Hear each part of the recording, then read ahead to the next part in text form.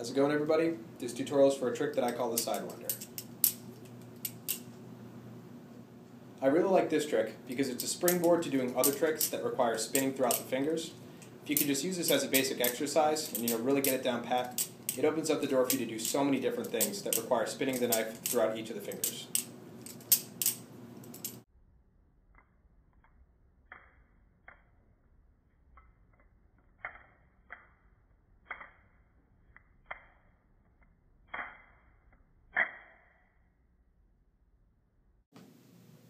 Before I get into the tutorial for the Sidewinder, I just need to make sure that all you guys can do this movement, which is a part of the trick.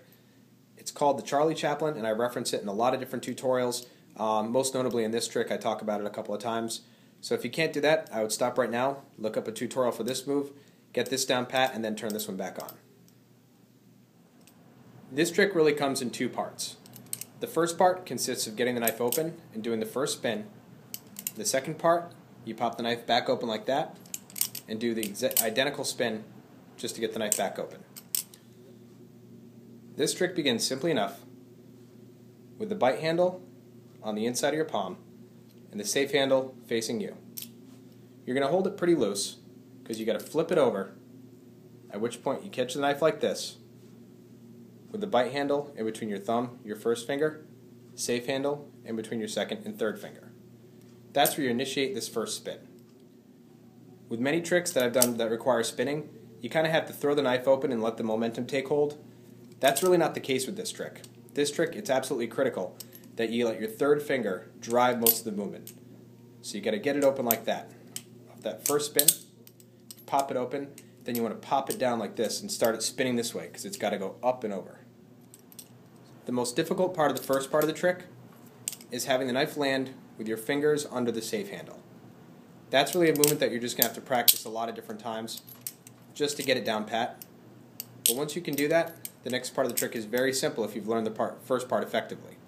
Because all you're going to want to do for the second part, you pop the knife back open and then just do another Charlie Chaplin on your third finger. The whole series of movements should look like this. As you can see, it's nice and smooth, but what really makes this trick cool is the fact that you break it up in the middle by doing that one pop back. So you do this first here, pop it back open, stop it for a split second, and then do the other Charlie Chaplin. So just to recap, you start with the knife with the bite handle facing your palm, safe handle facing you.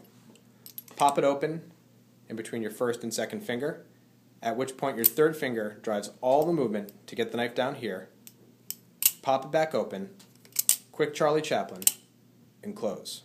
What makes this trick a little bit difficult is learning how to stop the momentum of the knife before you initiate that first spin and to be able to pop the knife open quickly to do that second spin. As with many advanced spinning moves, the Sidewinder is only difficult as its component parts. In this instance, learning the Charlie Chaplin is an absolutely critical component of being able to hammer this trick out perfectly. When you slow it down, you can really see how knowing that trick makes this one a whole lot easier. So hopefully, if you practice that and use this trick as a guide, you can get to the point where you can start to do some more advanced spinning moves around all of your fingers that'll really take you to the next level. Getting these types of tricks down pat and getting them to look clean is an absolutely essential part of progressing as a balisong user.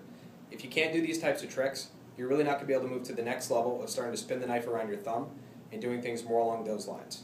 So this is a great trick to learn on. I really encourage you to just keep doing this movement over and over and over and over until you've just done it so many times you've got all sorts of little nicks and cuts all over your fingers, because at that point, when it's second nature, you're really starting to get into doing things that are much more advanced that are really going to take you to the next level. I look forward to seeing you guys in the next time, and have fun spinning till then.